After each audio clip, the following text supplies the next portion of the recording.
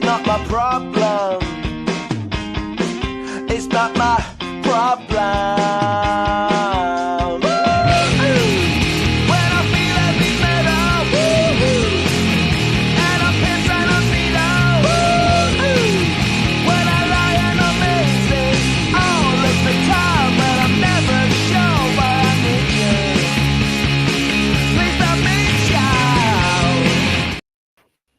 All right, we have a fantastic podcast today. Me, Coach Schumann, I'm here. I'm here with Coach D, as always. Today he's to my left, sometimes he's to my right. And we have a fantastic guest today. And I've been following her on TikTok, just watching, you know, how that algorithm works. I guess I watched something, and then boom, it started coming in. She does a lot of great stuff. She's a former Division I basketball player who does a lot of academic support, and she talks a lot about reclassing. We're going to cover a couple of those topics today, but she really, really has a great demeanor when she's interviewing the coaches and really gets some great information. And she explores a lot of the issues that a lot of parents are addressing as they're going through the recruiting process. And it's very different than it was when I was coming out, and probably when you were coming out, and obviously when Derek was coming out as well. Changed radically with the transfer portal and NIL and more opportunities, more people playing sports than ever. So it's really great to have somebody on who really is exploring those things. So welcome, Shanay. Thank you so much for having me. I'm happy to be here. It's like I said, my favorite is when you interview the AAU coaches. So that's always my favorite. But I want you to really go into, you know, your background as an athlete and how you kind of started trying to help parents and families, you know, navigate this crazy, crazy world called recruiting. Yeah. Well, I'm born and raised in New York, Queens, New York to be exact. And I played for an awesome program called Positive Direction in Queens. It was an independent basketball program, but we had an amazing coach, Joanne Arbitella-Pinnock, that knew what she was doing, right? And so I played. I didn't know how to play basketball. I actually was a late bloomer. I didn't start playing basketball until I was 12, almost 13 years old. But she saw something in me that pushed me to the next level. And then I did that. I got a Division I scholarship to Fairleigh Dickinson University to play basketball. Love that. But somewhere around my sophomore into junior year, I interned with the NCAA. I represented through SAC, through Student Athlete Advisory Committee, and I began to find out the background of the NCAA and what it all entailed and how we got scholarships. And I started diving into it. And while I was a Division I player, I started reaching out and talking to families and things like that. And it was that's how I got into this. That's unbelievable. It's an amazing thing that. So I think one of my guys I played ball with, who now works I went to University of Connecticut, okay. And a guy named Phil Hunt worked for the NCAA for years. I think he went through a similar program when he was right out of college or ready in college, and it's really interesting because I talked to him now because he's for UConn. He's in the president's office. So, you know, at UConn, we're dealing with a bunch of different things because of the conferences and, you know, should we stay in our conference? Should we leave? You know, all that kind of stuff. Football's a whole different animal itself. But it's really, really interesting because that background kind of gives you an insider understanding as to what's going on with respect to recruiting. So when you started kind of diving into it, like what were some of the things that you really saw that kind of glared out to you? So the biggest thing, and I would say it would be, you know, after I graduated, you know, I got into where I figured I wasn't going pro, right? I thought I was going to go overseas and play pro. And then I started coaching. And as soon as I started coaching in this AAU travel world, that's when I was like, wow, parents are serious. My mom wasn't that crazy, I don't think, right? And you know, parents start, you know, saying these things, these comments, want to talk to the coach, want to do this. And my kid has to go to college to play ball. And then my kid has to go D1. And I was like, where's this all coming from? Like, we play in tournaments with thousands and thousands of kids, right? We're going on this court. how are we going to separate ourselves? But I started realizing it wasn't just my parents, it was all the parents, right? And I started diving into how do I inform these parents of percentage? There's a 1% chance of a high school student athlete going on to play in a Division I sport in basketball, even football. Football may be a little more, but it's still a very small percentage of the thousands of students. And so I started guiding those families on what are you going to do to separate your child, or what is your child going to do to separate themselves? And all these different conversations started coming up, how they train them, how they do this. Some of them like, oh, I don't believe in this. And then you already know, reclass started coming. I'll be honest, it wasn't until like around 2015, 2014, when I moved to the DMV area, did I really start hearing it more. In New York, not so much, but then I started hearing it, and now it's everywhere. I go speak everywhere, and everyone's talking about reclass. I don't care what sport the kid is playing, they're talking about it. And so it really opened my eyes to it. And, you know, someone had inboxed me before, like, why would you for reclass specialists? It's not that, and I'm not for it or I'm not against it. I'm for giving parents the right information. That's what I'm for. I'm for parents arming themselves with the proper instructions on what it is. And then you make a decision whether or not you're going to do it or not. But make sure you're doing it right. Like if you're going to do it, let's do it. And so that's kind of how I came to it. It really was parents and all their feedback and all their questions that made me studying all the rules for eligibility more and how it pertained to this particular topic in recruiting and reclassification.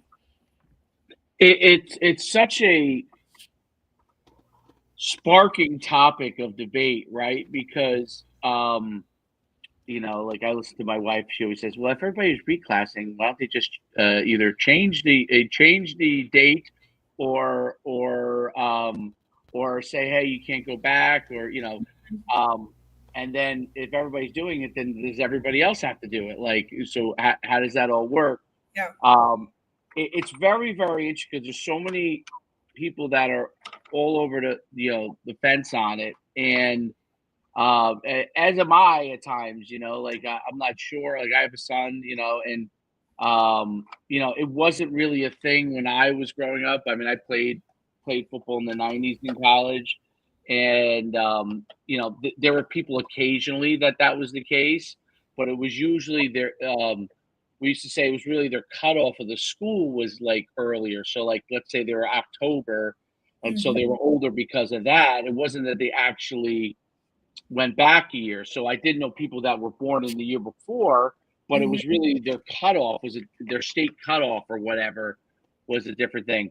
But you fast forward, people I think started to figure out that, okay, if my, you know, let's say the cutoff is January, my kid is born in December, well, they are at maybe a disadvantage by entering puberty later, especially with boys. It's a big, although I heard with girls it's becoming a thing now, which I was shocked at, because girls in general mature physically earlier. So I don't know, I never understood what the huge advantages, because probably most of them are close to full physical maturity by the time they're sophomores or juniors, whereas boys sometimes, you know, they can be really late bloomers, and you can have a guy that doesn't really hit puberty till he's almost a junior. It's rare, but it happens. And the recruiting process, I guess, because it's pushed so much earlier, this is all what kind of has made that much more of a thing. So if I'm an 8th grader and I'm not ready, quote unquote, physically, and I reclass, and now I'm an 8th grader again, and I hit puberty during that time period, well, if they're recruiting people earlier, now as an 8th grader, I'm possibly beginning to be recruitable. Is that the big part of the theory on a lot of the parents? Here's the thing. I'll be very transparent with you. It is the theory of some parents. It should. Okay. So what I see is happening, and I want to put like some of these reclassification conversations and parents in certain categories, right? They're your trenders, right? So everyone's doing this. I'm about to jump on a trend. I don't even know what it is, but since my kid is young enough, what's the harm in them repeating a grade, right? We have those. They have no idea what they're doing, and they're just doing it, right? No recollection. I'm talking 3rd, 4th, 5th graders reclassing. Tell me the logic behind this.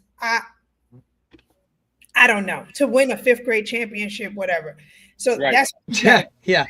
Like, to be the best in 2045. Like, so on my 6-year-old. So like that's there, right? We don't even know what the kid is going to become, but we're reclassing in elementary, right? Right. And then there's your middle school families. That middle school, I'm a licensed school counselor. I've been working in education over 15 and a half years. And middle school is the toughest of anyone's life, like in general. And then you have those 100%. families. My boys are not maturing at a faster rate. You know, they're behind socially, emotionally, and physically. And I'm like, last time I checked, that's just natural progression. Like, we forget that middle school was our most awkward time in life. And beyond awkward. No idea. I've taught, I taught for years when I was living in North Jersey, 6th, 7th, 8th grade. I mean, those times are extremely difficult in every facet imaginable, socially, emotionally. I mean, you name it, they're going through it. And like, school is the microcosm of all of that, and so I totally understand where you're coming from in terms of that nature. Absolutely. 100%. So we have those, and now we gave them I guess you can say get out of jail free card, right? So now we say, well, since I'm noticing this and it's a little different and COVID kind of brought it to light, I got to spend a little bit of time in the house with these kids. I think they need another year. We gave them that option in that middle school. And then you have this small percentage of student athletes that they're not peaking, but they're showing potential. That means they're stretchful. They have good IQ around their sport and their game. They have the potential to grow, probably even bigger. They might be a little bit taller than the next person, but their parents are like, they may grow. And they're already starting to see some noticeable differences in their skill level amongst their peers, right? So that's your elite group of kids, and I'll use elite loosely, but the world uses elite, that oh my goodness, I might have to consider this. That means heredity. Like I work with kids who parents played professional sports. That means they played in the NBA, they played in the NFL, they played in the WNBA. So this in the genes, right? We were talking about UConn earlier. I work with a son of a UConn championship winning family. You just won that one, Shanay. You got a UConn graduate over here. Like, you were gone for a few seconds. I had said that. I mentioned that to her. So Shanay's smart. Slide that right in there. That's good. Slide that right in there. Nice. She's smart. She's from New York. She knows what's going on. It ain't her first rodeo, Dave. She knows. But I work with those families, so it's in the like this is something that they were born into. This is biology. This is not making up. I agree. Genes. It's going to most likely happen, right? It's very rare that it's not. And so then reclassification. And there's one other point with it too, that professional athletes, or even like yourself, Division I athlete, Derek played college, I played one. You kind of also understand what the path is too. So you have an advantage in guidance. I'm not talking about overbearingness. I'm talking about guidance, like, this is what hard work looks like. This is what not hard work looks like. This is what doing the job academically looks like in order to get a chance to go to the next level. This is what is not going to get it done, right? So there is an advantage there. So there is biology. There's no doubt about it. And then there's also, you've been there, so you have more understanding of, you also understand what coaches can be like too.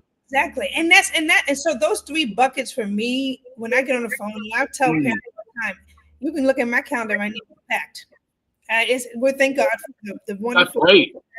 But a majority of these families, I'm seeing it, I want to know, but should my kid do this, or do I have to do this? A lot of kids will inbox me, should I reclass, or should I do this? And I'm like, I'm above the mindset. If anybody cracks that 1%, because it is a 1%, like if you crack that 1% and you crack that top percentage, you're not doing anything very similar to anybody. Nope. What your plan is your plan. What's your pattern is your path. What your this is this. I did not reclass, but I also didn't play basketball until I was 13 years old. That is rare. Yep. If you look at the Outliers, there's a book called Outliers, and you look at Great book. Great book.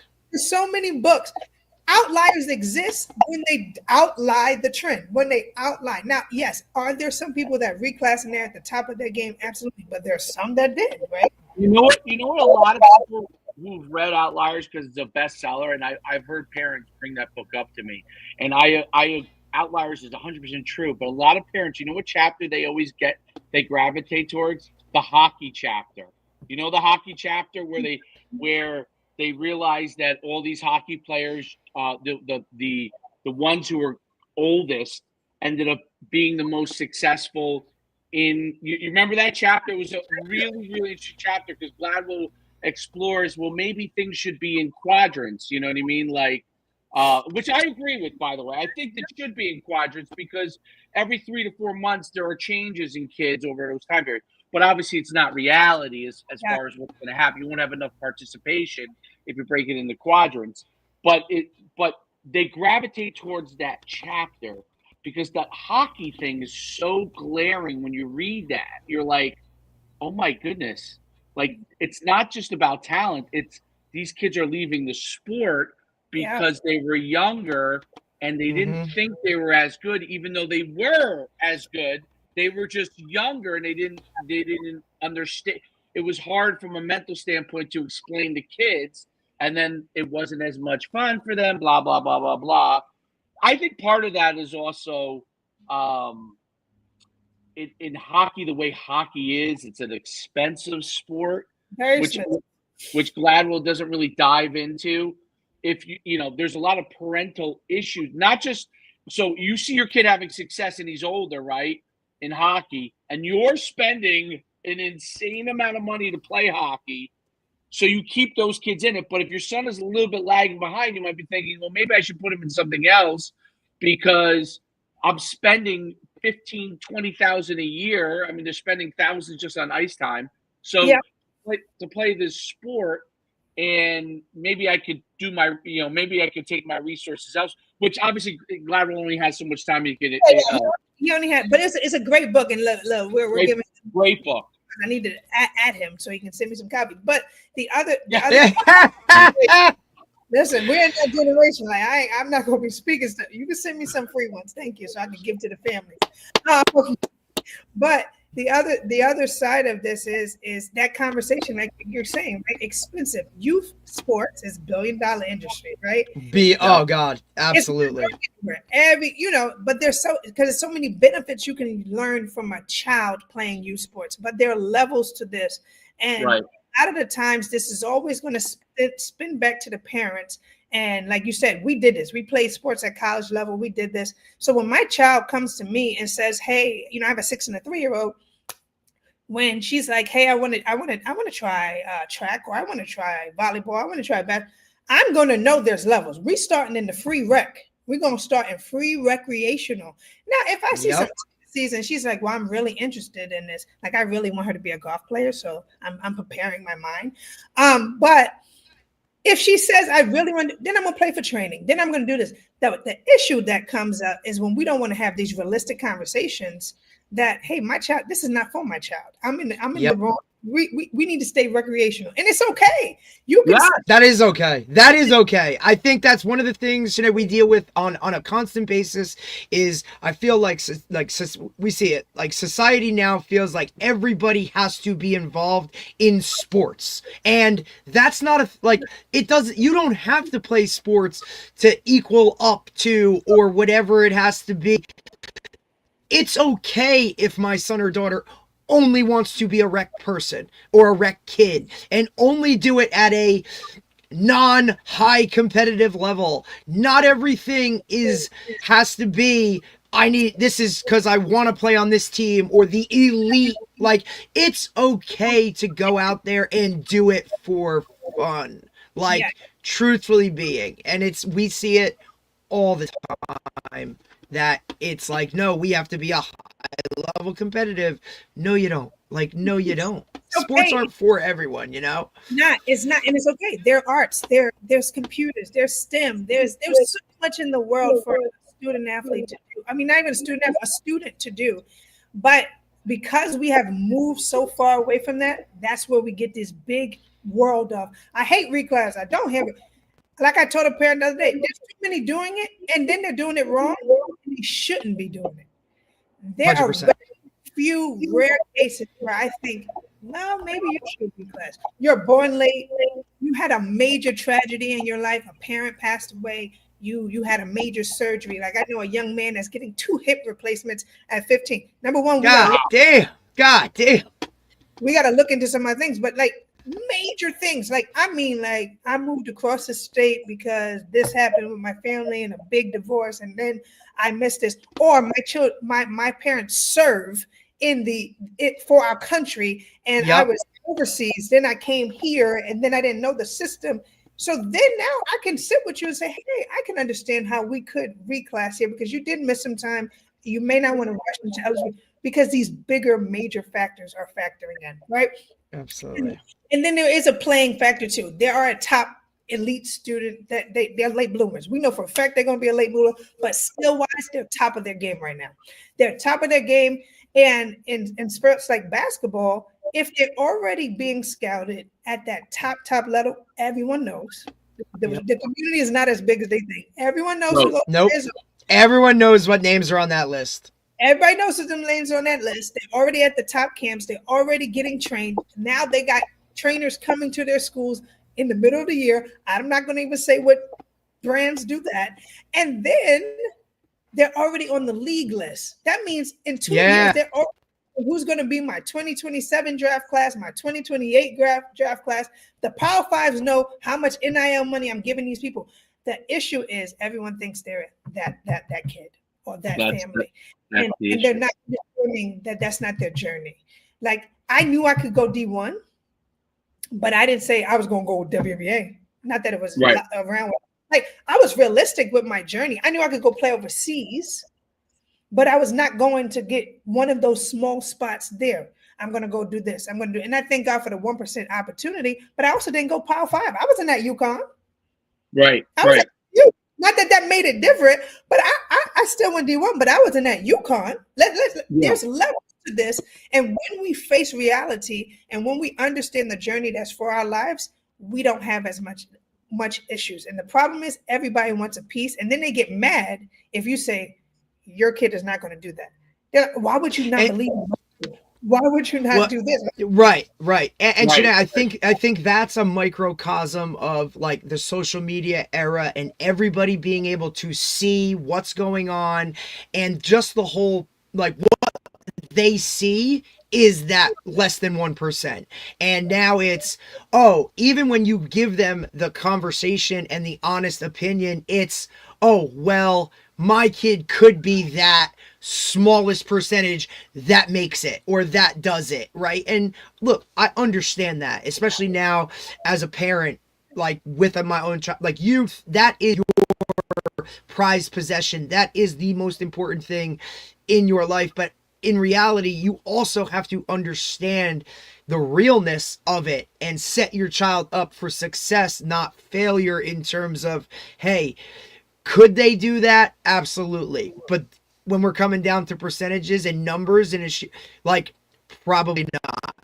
So let's put them in a better situation, a realist situation, right? And then ultimately, especially talking football now, if you don't get that Division I scholarship, that big time offer that you're expecting, go to a lower level, work your ass off, and then maybe now 2 years later, you get that. And that's a little bit that's changed recently in the football world, where I think that mindset can flip and help those guys out. But that real conversation of put yourself in success, because we deal with it on football, because when guys hear Division III, NAIA, anything less than what they see on TV, that's what are you saying? My kid can't go, blah, blah, blah. You know, you get that kind of pushback.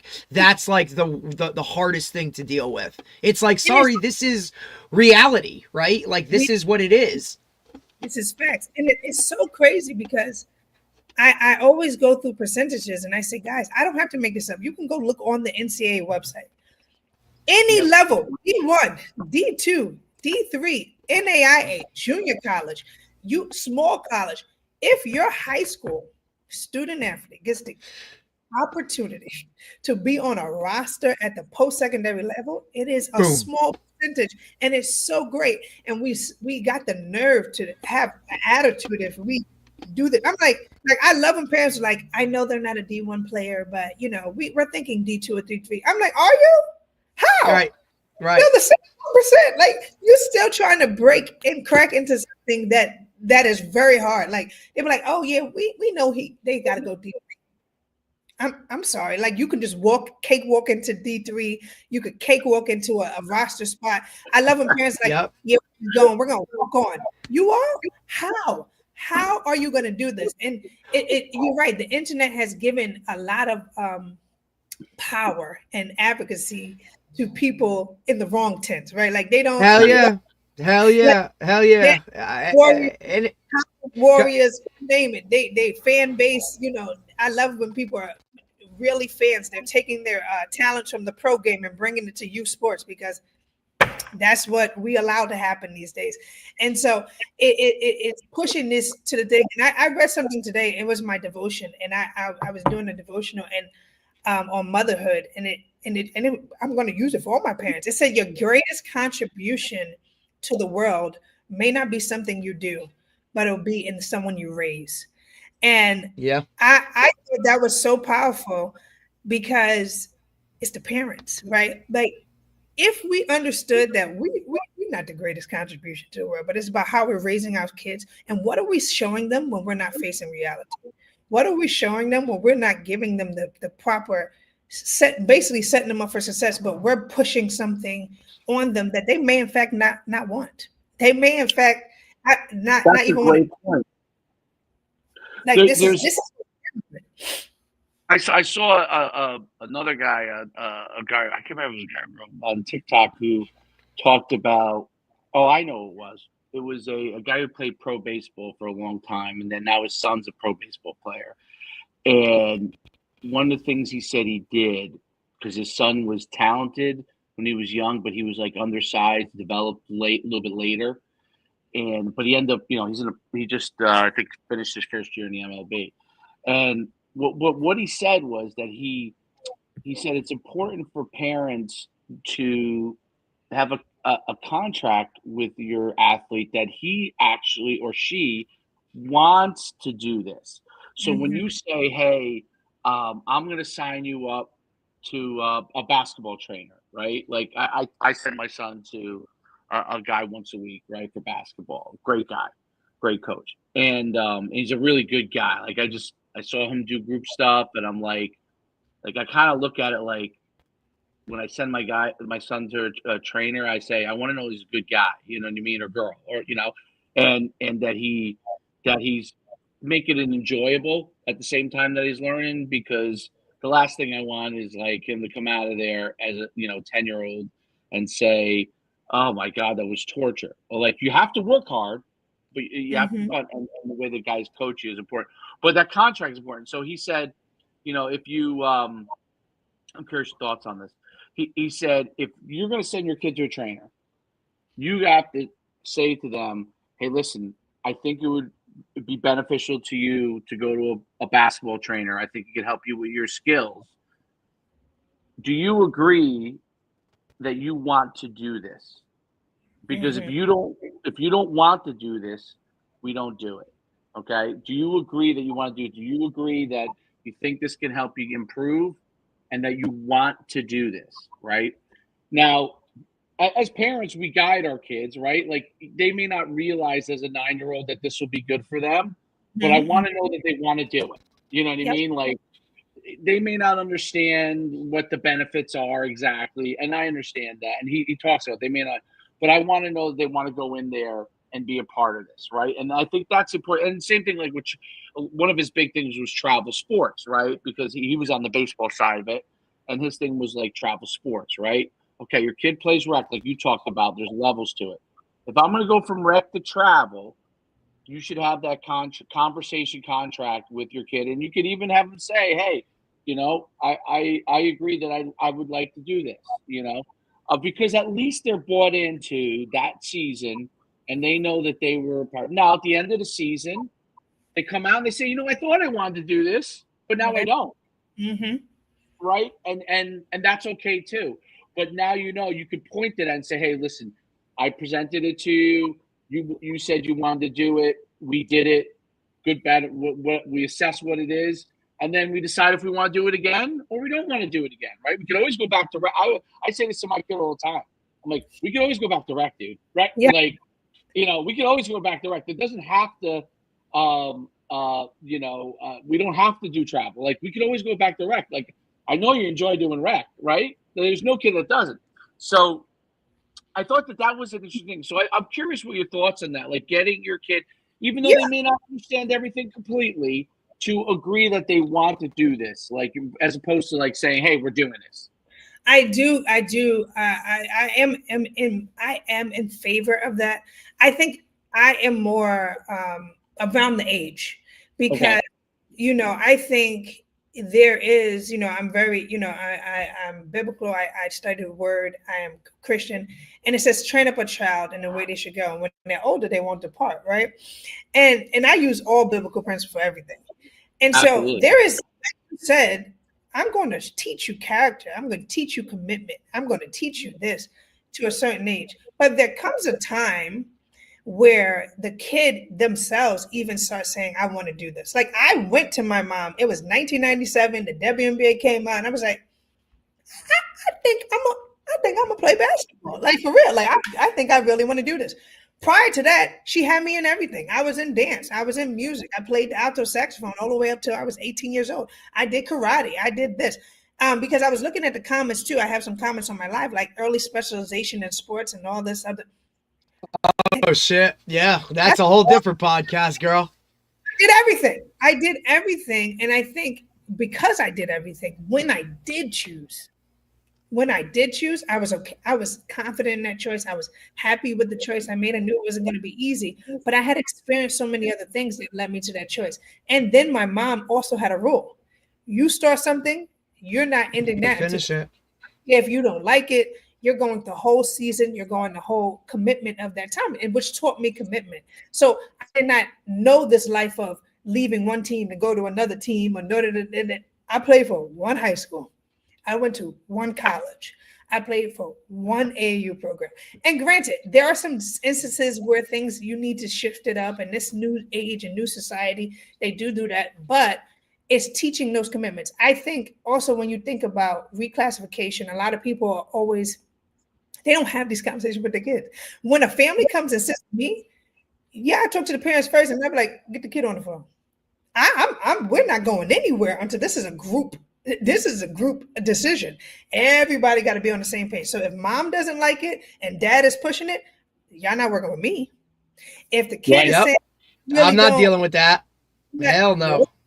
If the kid is like, I really am sure, I don't really think I want to go to the next level. Sometimes I meet with them by myself. Say, hey, you could tell me. I'll tell your parents. Hey, this not working out, right? Like I'll hit all angles because it has to be a group decision and the benefits of the why, because then everyone is trending the right way. Any earlier than that, I think middle school, like 6th, 7th grade, this is when you start asking those questions. When they start, 11, 12, 13, they start saying, I kind of want to take this to the next level. We're talking double digits. I'm not talking about a 9, 8, right, 6. First of all, they ain't even growing to their body yet. They're not even there yet. The baby giraffes. They're all baby giraffes. Yeah, all Every baby. one of them. And then you get there. And for me in my world, because I'm in the basketball, I'm in the football world too. Those are some of my major sports I work with. I get the physicality of it. So I get that 7th and 8th grade. If you start seeing something, you might think about repeating or picking up the training. But I always ask parents, what are you going to do different in another year that you did this year? Because reclassification or specialization in the sport or elite level training, it's expensive. Yeah. Like, why are we going to spend more money outside of rec, outside of travel, outside of this next level, if it's not going to be different than what you did the prior year. All of these different conversations and all these things it encompasses. And I asked the kid too. There's sometimes I have a conversation with a kid. I say, hey, you want a car when you graduate? Or you gonna go pick college? Like how are we going to balance this? Is this something you really want to do? Because your sacrifice is not always going to be in money, but prom you'll go to a prom, but you're not going to all the parties. On Saturdays, Damn right. Bye Saturday, you going to sleep. And on this day, you're doing this. Every day, Monday through Friday, you go to school, you're going to do your training, you're going to sleep, you're going to wake up and do it again. Oh, you want McDonald's and Chick-fil-A? Now, you're not eating that. You eat protein. Not happening. Eating bars that don't got no flavor. All this stuff to get to the next level. I know. But that's the level of commitment, though. Like, that is the level, like, and I use the line all the time, like, sometimes it's cool to not be cool. And if you have that greater goal, you're gonna be the outcast at some point when your group of friends is off doing whatever. You need to now understand that's not what you're going to be doing. You're going to be leaving that party early, or you might not even be at the party, right? When your crew is off doing whatever, you're home training or sleeping or getting ready to go do something, because at the end of the day, when you come to that last 3 weeks of high school, when everybody it all really comes together of like what's going on, and the day after you graduate, you're in the car and you're already on campus at your next thing, because that's the requirement for what you got. And everybody else is worried about whose grad party are they going to. You ain't going to be a part of that, because you're making that choice to now want to do this at the next level. So don't come at me when, as a sophomore, I'm telling you all of these things to set you up for success. That's the level of commitment that I don't think a lot of people understand. And when we try and tell them, right, and communicate that, we're being mean. Oh, well, what do you mean? Like, well, my guy doesn't do that. Mean. That's I think you're being mean. That is the word, actually. Believe it or not, it's amazing, because I it's one of sports, and I've talked with Derek about this a lot, right? Everybody now, it was different when I was growing up and when you were growing up. Like, not everybody decided to play sports, right? Like, there were literally people that had to go and get jobs in high school, like, and people still have to do that, but there's a much more conscious effort with sports to be able to accommodate things for sports, right? Like, I went to high school with kids literally that would, like, I thought would be good on the football team, but like their dads need them, at the mechanic shop working, like helping him with his business, and that's what he went and did.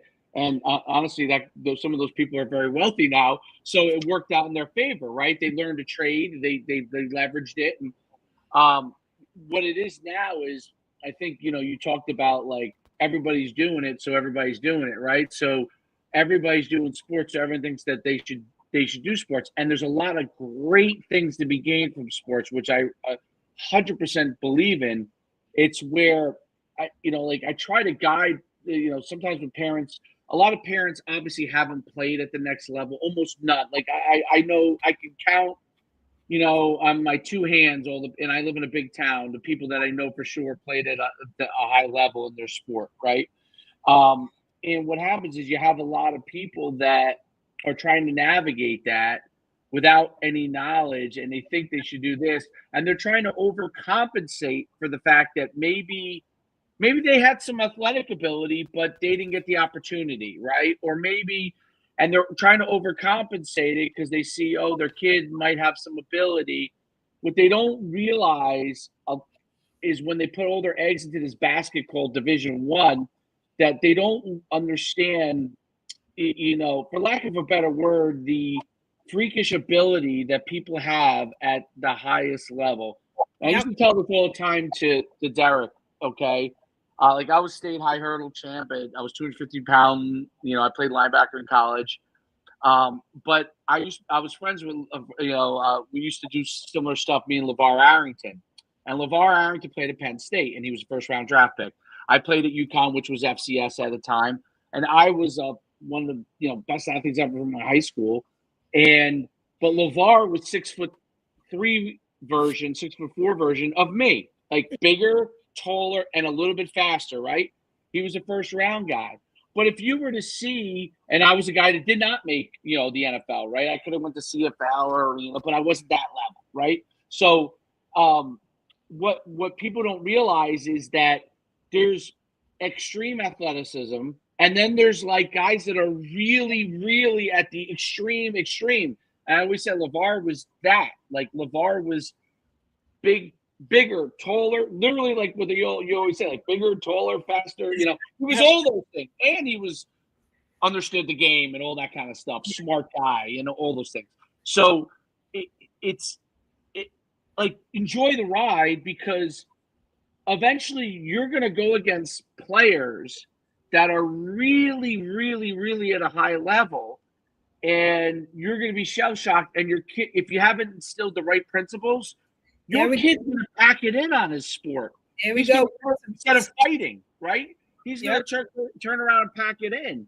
Yep. And I said it sometimes. Listen, sometimes there are guys that are smaller that can overcome. But but if you've been primed from the time that you were little that you're the greatest thing since sliced bread, and all of a sudden you come against someone that really might be the greatest thing since sliced bread, it's really hard to fight and overcome. It is, and I think, and it goes, and it's all connecting, right? That's why you want to have that conversation. Is this something you want to do? But we're not having this at now. We're having this at middle school. If we're gonna even have this conversation around reclassification, is this something you want to do? This is what it entails. I make parents sign and sit with their family and say, this is part of the commitment, and this is what you're going to do. You're actually going to take these classes. Then you're going to do this, and you're going to have a schedule, and you're waking up at this time, and we're doing 2-a-days, and we're doing this. If that's not something you want to do, guess what? We're going to the next grade. Yep. And we're going to do this, and we're going to do, having those conversations. And you said something that I think the principles inside. This is why I have this mantra I say when I speak out. I have all the students in the room say, I will do what I do well. Because there's only some things that Shanay does well. That, hey, maybe somebody else doesn't. I'm actually a twin. And there's things my sister does well that I will never be able to do. And we share the room, right? Like at the end of the day, like there are things that I do well that I have to specialize in. And when you instill those principles in your student athlete, it helps down the line. And yes, this game is not going anywhere. Different sports are not going anywhere, but it's the principles and the things we have to lay in our foundation of our student athletes and our family and our parents that's going to help them lead them on to success. There was a comment here, and I'm streaming like you guys, and they said, can you speak the difference between 8th grade reclass and 9th grade reclass? And I'll just hit it right this because I can tie it in. But in middle school reclassification, I call it pseudo reclassification because by definition, the NCAA starts reclassification or even counting reclassification when a student hits high school because you get 4 years of eligibility, right? So they're going to count 9th and go on. So your clock starts if you reclassify. Versus in middle school, your clock doesn't. However, Florida, states like PA, all of them, they're starting to get hip to the game. They're like, hell yeah.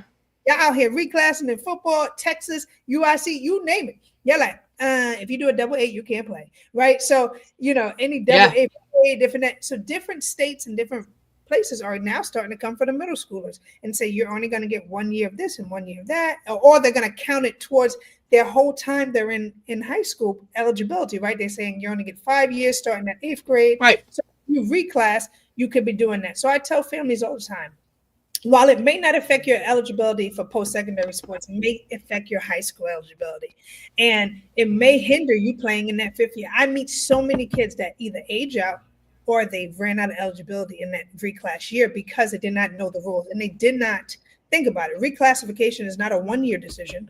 It's a absolutely 100%. And it is, you're basically taking what you would be doing college-wise with a red shirt year or any of those types of things and shifting that 4 to 5 years earlier and now putting them on that track. I think it's a great point that you make, Shanay. Like, people don't understand the rules specific to their state, town, county. Like, some of these districts have certain rules. Hey, he might be eligible to play because of this in one place, but not so much in another place, or just sport specific. see it all the time because football is, the ultimate contact sport in terms of some of those types of things with eligibility and timetables and all of those you got to do your homework. You have to know exactly what you're getting into, not just, hey, I'm going to reclass because, oh, I saw so-and-so do this on Twitter. Doesn't work like that, right? Know your rules. Really great point. And I think the biggest thing is coming back to it. And I say to this parent, what you do with your child is what you do with your child. I'm not here to help you parent your child or change your idea of what you feel is best for your student athlete. I'm going to give you the information. You're going to make a decision. But I also am going to say, I don't think families should demean or demonize a parent for their decision. That's their child. So that's what they want to do. And they want to do it because I've been there, and a parent will talk to me, and my husband, he keeps me straight, and they be like, oh, I'm gonna reclass, I'm gonna do that. I'm like, oh, that's so dumb, don't do that. And he be like, no, just tell them the truth in the nice and caring way. And right, because we just want to let it fly and be like, oh, hell no, like, what you doing, that's who we are, right? Like that's how it comes across no matter what. And it's not nice. And so here we go, I don't want to be mean and I want to be nice. So I'm going to give you the information, and I'm going to strongly suggest you do your research. I'm going to strongly suggest you do what's best for your child. I'm going to strongly suggest you have conversations with that child. And for me, I am not going to back down on anything below 6th grade or 7th grade and lower that we're going to talk about reclassification. I'm just not going to do it. I'm not having a conversation. For me, Shanay Howard Consulting, Shanay Howard, I'm not having that conversation at 6th, 5th, 4th grade. They're elementary. We're not talking that. It has nothing to do with post-secondary. 7th grade, now in the sport of basketball, they're starting to do potential student athletes. It used to be 8th grade. And 8th grade, the NCAA will start allowing them to submit rosters in the sport of basketball, football, things like that. Now it's down to 7th grade. So now it's definitely in basketball. It's creeping up all over, you know what I mean? Like, it is just, look, it just keeps getting younger and younger and younger and younger and younger and younger. But I don't think it'll go any younger, but the reason why 7th grade is because of this nature of reclass, and these kids are older and they're starting to see it. And so the BBCS and that rostering system through the NCAA that comes through the sport of basketball, I don't know necessarily not in football because they do a little different. It's starting to take their information earlier. So then I do have that conversation with them. I'm like, hey, people going to see you. So they're going to see if you were class of 2030. And the next thing you know, you was class of 31. They're going to see if you, like, I love when people say, I'm going to change my Instagram. Guys, once you go in the BBC, they're going to see you doing all that, right? So make sure you have a plan and you know what you're doing. And if you're going to do it, right? The other side of this is we're competing in sports where we all go to college, and you guys all know this. When we got to school, I know when I got to school, I was like, wow. I'm good, but geez, these jokers is good too. Like, it made me want to be better. Like, I was like, I gotta get in the gym. Like, we didn't arrive, we started all over again. And then, and I was in particular sports, I was like, you was overseas playing pro, semi-pro when you was, I was playing it. So you didn't go to school? Yeah, well, we did school, but I was playing pro players my whole life at 15, 16. So now you got these kids coming from the other countries coming into America, and now they're playing you. They have so much more experience.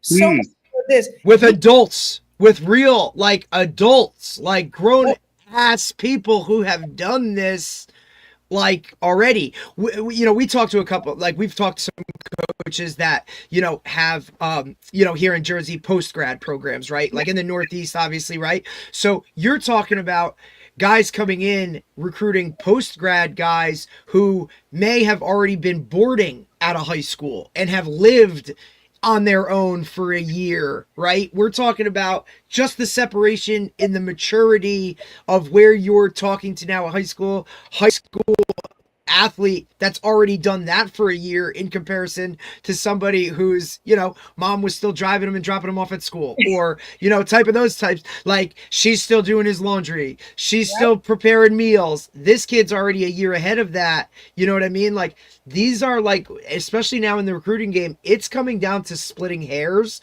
in terms of that difference between, all right, this guy's getting a scholarship, this guy's not. The attention that real attention to detail, that every little thing factors into it and matters. Yes, and Like, you and every decision, every choice, every, you know what I mean? Like, that might be the separation between it. Yeah, but it was like how it was mentioned earlier, laying the foundations. Yep. And there are junior boarding now. Like junior boarding, like there's junior boarding now, 7th, 8th grade. I know. Some of these sports academies that are popping up now, you can go to school earlier, but they're competing with the European sports academies that exist, right? And have existed for how long, right? Like, this is what the Europe model is. There's no high school sports in Europe. It is club, professional. That's how it works. Dave and I talk about this all the time, and especially for football, which is such an Americanized only type of sport, right? The European soccer model of like, we play for a club team, that's like what we do. Now, when one of those students comes over here and they're like, wait, high school team, travel team, like, our best players don't play high school sports. Like, when they come over here, I play for my club team. I don't get, high school is like rec to them. Yep. That's like what it is, right? So it's a very different eye-opening experience where, you have like the academies like IMG and those types of places that kind of go more towards that European model, like very different, eye-opening for parents that just don't know anything different. Yep. Talk about a little bit more what you're saying when they come over and where they're at from that level from Europe and stuff. So yeah, and so I've seen it more in the basketball framework because that's like my main sport since I play basketball. Yeah. And we have kids come as early I've seen kids come as early as 12, 13, right? But when they're getting over here, if they were in that system and they play club team or they're playing FIFA U16 or U15 or they're advanced in ways that our students at that same age are not. They already travel by themselves. Number one, I don't know about you, but I know 14, 15 years, they can't just get on a plane and go across the country. Right. Do that. Right. And I had a personal experience. Like my host son, I have a host son that basically is mine, and he came to live with me when he was 13 years old from Nigeria. That's amazing. Country by right. himself. Talk about a level of maturity there. Put one of our 13-year-olds from America over there doing that. Came here to play and to obtain his dream. Yes, he went D1. He graduated just a couple of weeks ago. He still has a year eligibility, but he has his degree. But I say all that, he had already a jump start. Now, there were some things I had to teach him. The game was faster over here for him than, the slowest turn. And it was different this. But he's also was 6'7", size 15 shoe at 13. He ended up being 6'7", 255. Like at the end of the day, it was destined for him to do this and do it. It's different levels of it when they're coming over. And even the sports academy model that we're starting to get on the American side versus that Europe is still not the same. It's different. We're starting to meet them. Your OTEs are popping up. IMG Academy, Prolific Prep, Utah Prep, blah, blah, blah. We have leagues coming out of this, EYBL Scholastic, things like that. I'm around all of it. Even NFL, we have the NFL Academy, have NFL Academy in the UK, in Australia. It is starting to get there, but I always bring it back to parents. Hey, parents, they're playing chess and we're playing checkers over here in America. Like, we still don't understand. When you look at the pro, now in NFL, we still getting them from Power Fives and in America, but they're still coming over.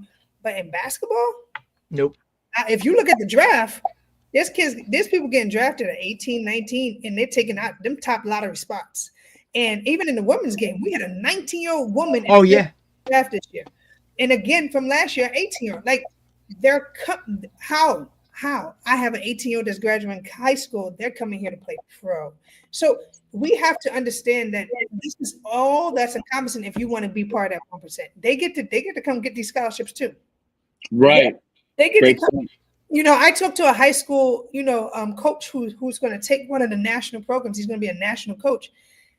They don't only recruit in America. He was like, oh no, I'm flying over across seas to go look at a player. He has a game into FIFA and like he's high school for here is recruiting over there, and they're going to a professional semi-pro game to go see and bring them over.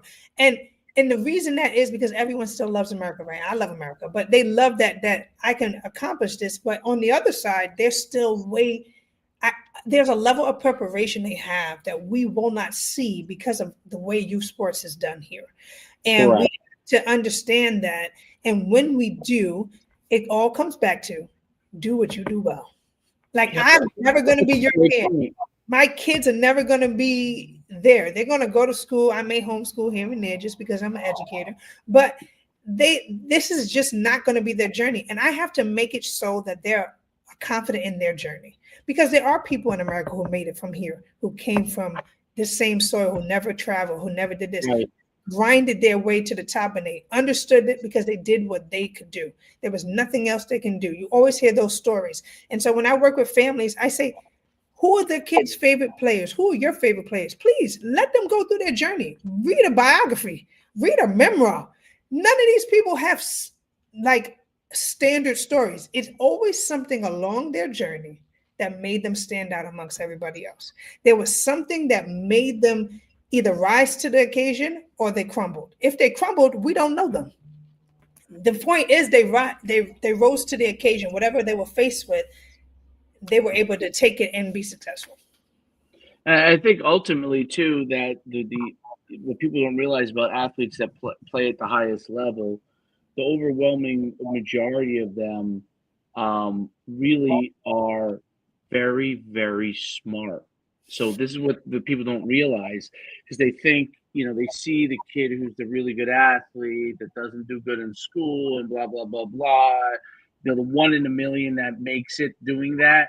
They don't realize that the overwhelming, pro athlete and high level athlete is very, very smart. The things that you have to understand at the higher levels of sports, just from educationally expanding your mind and be able to learn, is really, really difficult. And the pressure and to be able to get your mind framed in the right way and to be able to handle that is very, very difficult. So, I think it's really important that athletes, if their kids are playing sports, it's like to make sure they develop their mind into not just being great students, but intellectually understand what is Processing. going. Yes. Processing things and helping them really become more over, not just academically intelligent, but overall intelligent, because that's going to be ultimately, first of all, that's going to be what helps them in life. And then helping them understand the social aspects of sports, right? Because that's also the networking aspects of it. And one of the big issues, right? Because look, what is sport like? You play with this kid on this team, and you play with this kid on this team, and some of you go on to play other places. You maintain that friendship. They go and work at this company. They go work, because and that person gives you an opportunity to work here or there. That's expanded more. It used to be just live in the colleges, but now because sports have become bigger, you have a lot of people that end up on different paths. And if you have a good relationship with them, no matter what you end up doing, you may be able to leverage each other to be successful. And Yep. the one other thing that I thought that kind of came to mind is, because of, and I think this is one of the negatives of the American quote unquote system.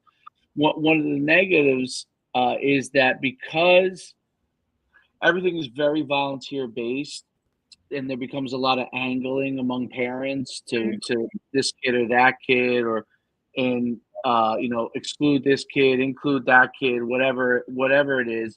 Because of all of that, you get a system that makes it very hard to develop the academy system that you have in Europe, right? Because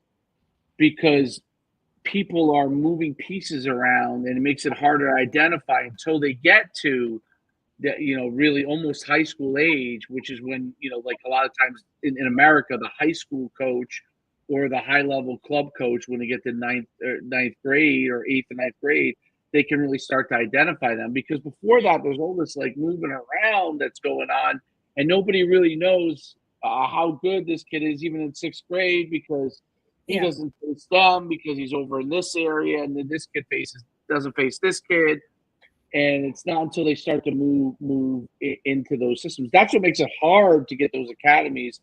And I thought originally the scholastic, I am a little skewed in the football area, Yeah. but but I always thought that like the original premise of the school system being able the ability to foster athletes gave us in America initially an advantage because it was kind of one kind of system. But now, because everything is kind of pro-atized, like everything's pro, there's all these different factions, and so many factions. Now, high school's diminished a little bit at some sports, right? Like if you're a soccer or basketball player, yes, when you go to the state championship, it's important. But if your team isn't in the state championship, your club team is important, right? Or is it in the States? You have to be a great basketball player on an average team. No, your club team is really more important, right? Now if you're on one of these elite teams in high school, yes, it does get seen. But otherwise, so there's all these different factions, and it makes it a lot harder to get it. So it makes it harder to evaluate. One thing basketball has always done, because I was neighbors for a few years. The guy's brother was the coach with the Knicks, and he told me that they knew at the age of 15 or something, or 14, they knew who the top 100 players were, with the exclusion of there was a 5% error, like we missed this guy because he matured late, or this guy. And he said they would know these are the 100 kids that are really we're working with, and then there's going to be 5 to 10 outliers that we got to grab, that develop late. Which I was so shocked in that, because football is different, right? A little later, I couldn't believe it. And I'm sure in the women's basketball side, it's very similar too. It's we know. I think women get some more late bloomers. We think we're going to do other stuff for a while, and then some late bloomers. But I think you touched on the key here, and I'm always going to bring it back to doing what we do well, even in America, right? We did have the advantage. Let's be very transparent. When it came to playing at the collegiate level, we had the blueprint. You go to class, you got the eligibility, we got the coursework, we got everything. Someone coming from outside our system or our country would have to do more to get to play at that level, or to do that. They're not going to understand our academics. They're not going to. So we do have the advantage. We just started giving it away, right? Like now we want to do this. Now we want to do this. So yes, our youth leagues are suffering because we're trying to do what European or outside the country things are doing and match this. We can't be everything and everything. I tell people all the time, you could be good or you could be great. Which one you going to be? I don't want to be good at stuff. I want to be great at it. And that's why I'm going to do what I do. And so when we start mixing and maxing and trying to do, I don't like it, because we did have the advantage, and we did. And that's why now I'm seeing in the pro level less of our student athletes that do go through our system making it, because we're sitting here trying to copy what they're doing over there. Let everything go back. But since it's not, we have to the game, right? Because it's money based, it's money driven. Always. It's at the end of the day, at the core, at the bottom of it, it's money. At the core, no parents want to admit it, but they want their kid to be pro, not just because they want to say my kid's a pro. It's money. If we want to go all the way down there, it's money. I want success in money. I want this in money. You don't get any brownie points for saying you were the best kindergarten basketball football player. You make it pro and you get a $100 million contract. My kid is successful. It comes back down to money, and that's what's the driving force. And that's why these principles and the foundations we lay in our children when we have the chance, it's going to be so key. And I always leave any conversation or things that I'm talking with is your children only get one time to be a child. They only get one time in their life to be 5, 6, 7, 8. There's no reclass for 7. There's no reclass for 8. There's no reclass for the Sweet 16 and the quinceañera. There's no reclass. Let's not forget the why. Let's not forget the main thing. We didn't have children to turn them into robots and pros and all this. Now, we love the opportunity, but keep the main thing the main thing. Do not forget you are a parent, and the honor it is to parent a new generation into something. Do not forget your role. Do not lose your head. Try to remember what you're doing and the why. Like keep the main thing, and that usually it helps me gather some people back. Some people won't get it, and yes, the very few percent of them that are crazy enough to make it through all the way to the top, they make it. But if you look at it, many of the top athletes in any sport, if their parents were psychos and they didn't do what they needed to do, they're not with them now. Right. True. 100%. They don't even talk to them. They resent them. The ones who cultivated that relationship, they're right in They're the corner. pissed. I know so many. I get the awesome ability to work directly with Wayne Pratt and the Kevin Durant Foundation with Wanda Durant, and just to see how the families work and dynamic. Listen, you gotta make it work. You only get one time to be a dad, a mom, a parent, stepmom, whatever role you are in that kid's life.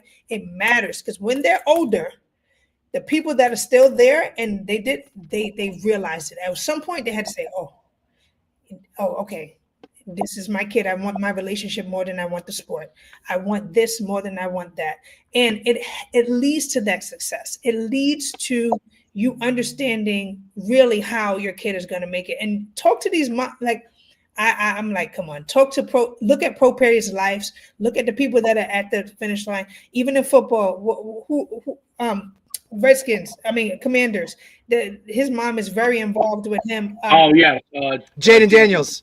Jaden, like she's not going nowhere. People can say she's crazy or she's not, but guess what? Jaden is like, nah, that's my mom, and she know what they have a relation. They have an understanding. They know. She knew what it was going to take. She knew what it wasn't going to take. Look at these people who are their models, role models, and look where their parents are. That's my thing. Receipts tell me a story. I'm gonna look.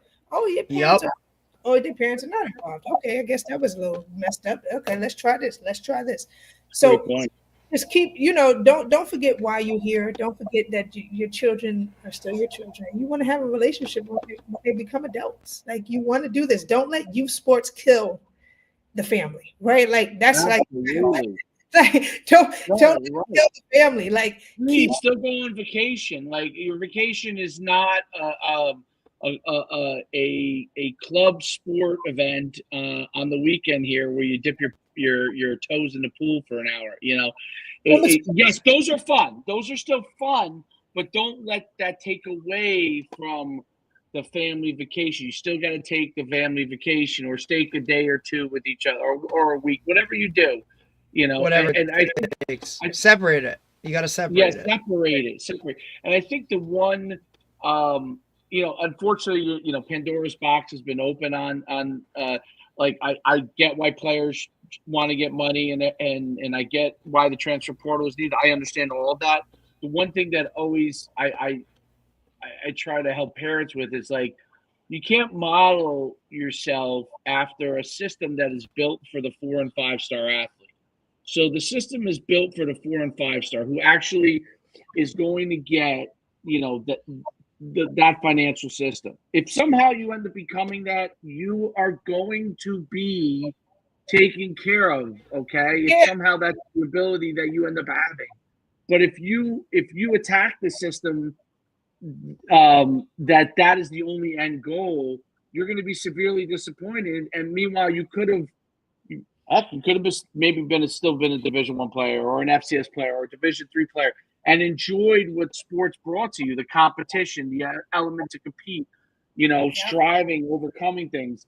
Because the system now is really built in college for the 4 and 5 star athlete from a financial standpoint. That's how they built it. It changed. It used to be different, but that's not how it is. A little bit different. Like you could get some kids that crack that 4 star, that 5 star. No, the narrative is being created for that 4 star, 5 star in any sport, and that's where the money is going. That's where the money deals are going. You can get some NIL brand deals and different things like that, but if you don't have that foundation, then what game you're playing, this is not going to work. Like I'm so glad I was Division I athlete. I'm happy I cracked the 1%, but I knew I got a free degree. That was my end game. Wow. Degree to set me up for my future. That I didn't go into these free degrees. I don't think that like that was the main all be all at the end of it. Like we knew, look, like we're playing sports, that's great, that's what we wanted to do, but at the end of the day, we're still getting that piece of paper that's going to set us up for the next 40-50 years of our lives.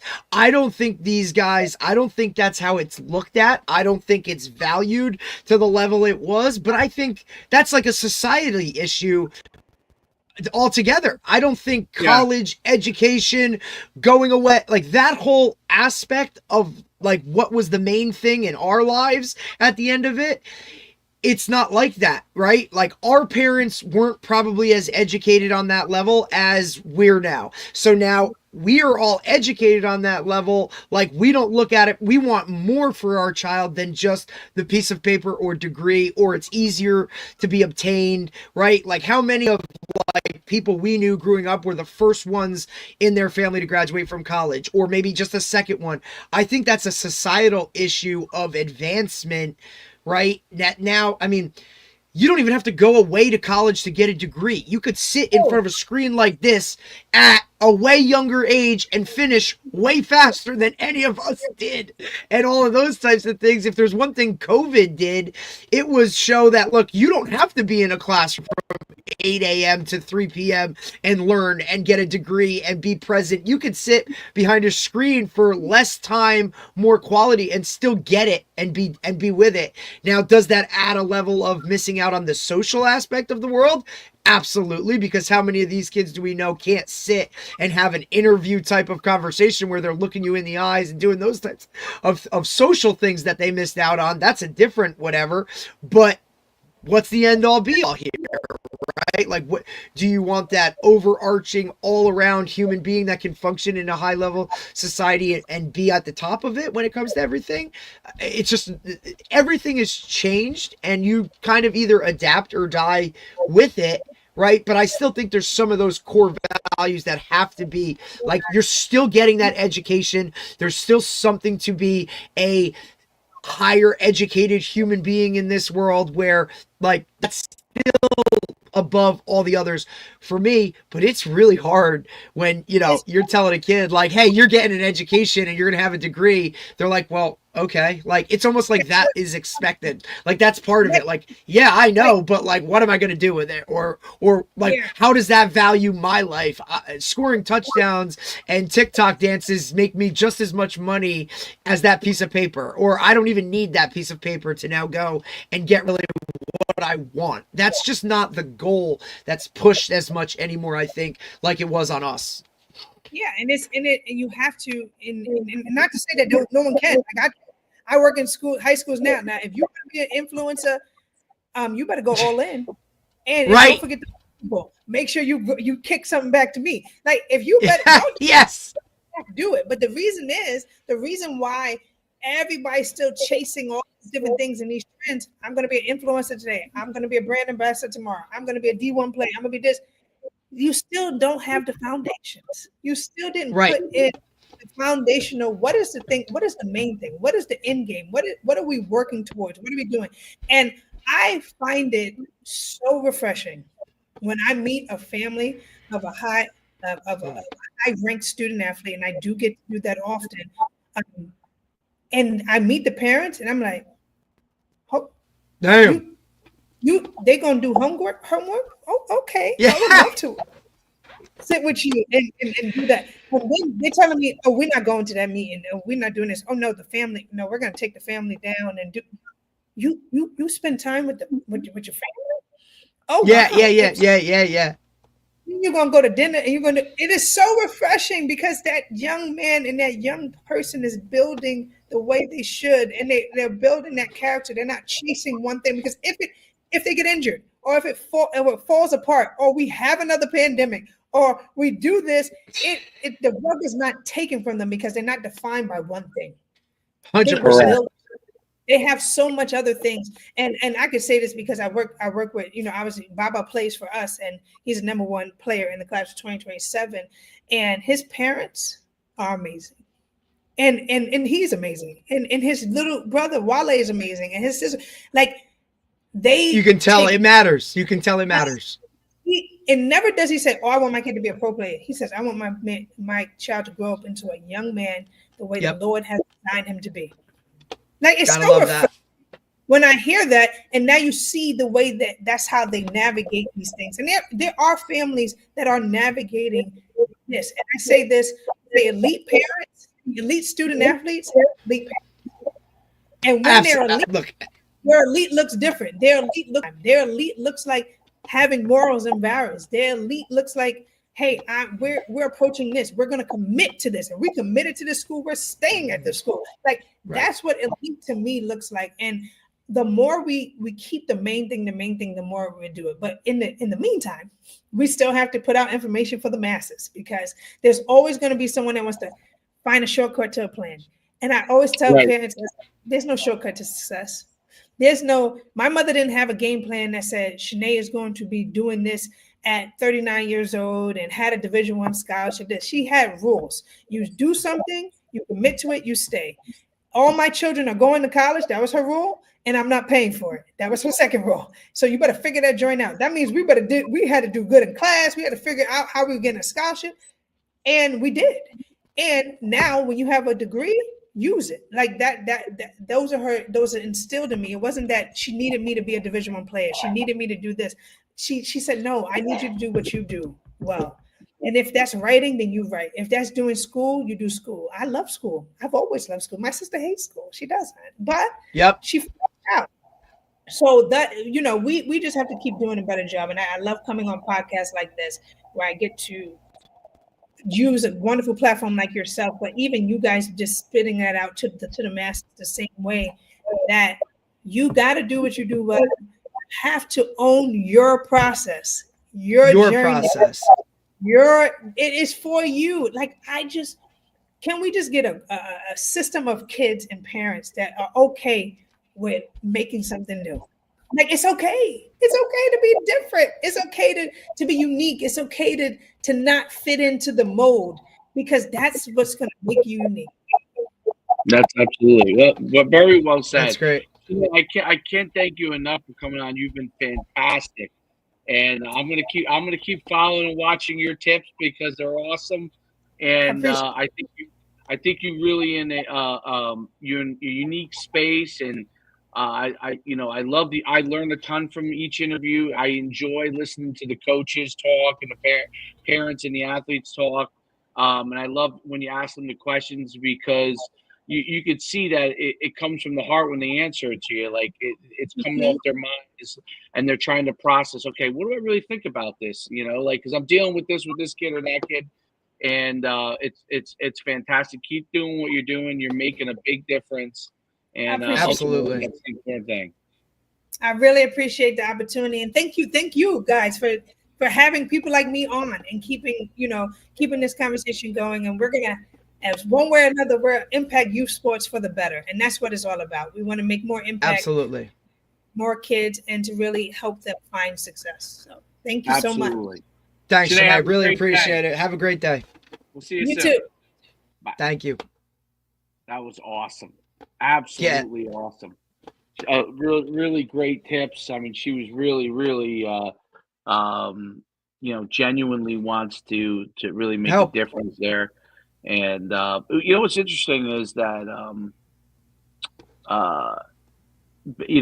basketball obviously is so international, dude. That's the difference. There's so many different things going on in basketball. It's so interesting. It's so exciting to see that, and it's what a great podcast. Really, really great. It was great having her on and talking about all that. And then when are we back next? Thursday. Are we back? Yeah, Thursday. Kevin Malice is coming. Talk about some, some NIL stuff and what's kind of going on there. But, I think it's, having people like Shanay on to kind of just, embrace, kind of have that conversation of, where it's at, what it is. And ultimately, she's not trying to push anything on anyone. She's just trying to educate so that, look, you're going to go and make that decision and do what you're going to do. But let me lay some groundwork and educate you on kind of what it actually looks like and what the situations are, and like just some realness to it, that, you know, everybody has their own, oh, reclass is this or reclassing is that. So to get someone educated in that world, kind of to just lay it out and here's what it is, I think that's extremely positive. She's making a difference, you know, one way or another. And you know, her willingness to kind of be open about it and talk to whoever without, you know, her own personal agenda on board with that, I think is just, you know, it's a selfless act that like we need way more people like that. We need way more people like that. Great podcast. And then, so you said Thursday, right? Not tomorrow, but Thursday. Thursday, we're back Thursday, and then so Thursday we'll have And Kevin, then and then Friday, Coach Van Kuren from head coach at FDU Florham Park. So that'll be real good to talk to him. All right, dude, great podcast. All right, we'll see you soon. So,